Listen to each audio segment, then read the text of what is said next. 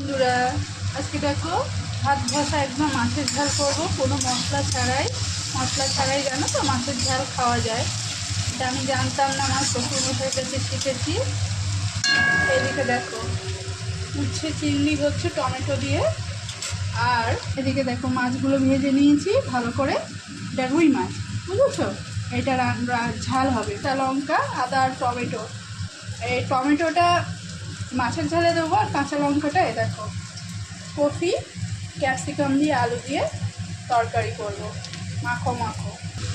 পেঁয়াজ কালো জিরে আর কাঁচা লঙ্কা যেটা ভাজা ভাজা হয়ে গেছে, এবার টমেটো কুচানোটা দিয়ে দেবো। এর মধ্যে একটু নুন আর হলুদ দেবো। কেন বলো তো বন্ধুরা? টমেটোটা নরম হয়ে যাবে। তাহলে বন্ধুরা আমরা এরকমভাবেই মাছের ঝাল করবে যখন সময় কম থাকবে। ঠিক আছে বন্ধুরা, তোমরা মাছের ঝাল খাবে, তাড়াতাড়ি চলে আসো। টাটা।